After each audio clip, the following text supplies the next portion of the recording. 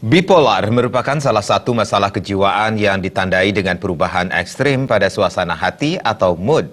Meskipun termasuk ke dalam gangguan kejiwaan, kemunculan penyakit ini dapat dicegah dengan melakukan konsultasi dan sosialisasi yang tepat kepada penderita. Akademisi Putu Asih Primatanti mengatakan gangguan bipolar adalah kondisi seseorang yang mengalami perubahan suasana hati secara fluktuatif dan drastis.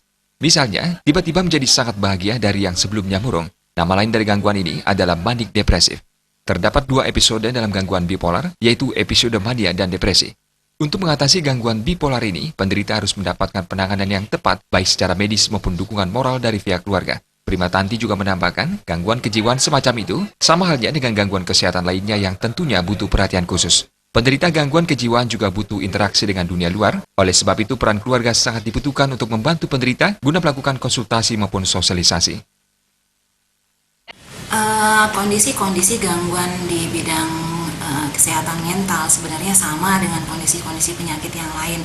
Semua penderita itu berhak untuk menikmati indahnya di luar seperti apa.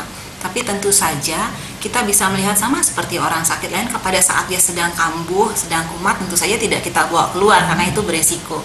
Tapi begitu dia dalam masa pemulihan, bawalah interaksi. Yang paling tepat adalah berkonsultasi dengan dokter, bagaimana kita bisa melakukan sosialisasi atau membawa dia berinteraksi dengan lingkungan sekitarnya. Penyebab gangguan bipolar ini biasanya disebabkan oleh multifaktor, diantaranya terjadi akibat interaksi antara faktor biologis berupa faktor genetik yang diturunkan dan faktor gangguan zat kimia pada sel saraf. Selain itu ada pula yang dipengaruhi oleh faktor psikologis.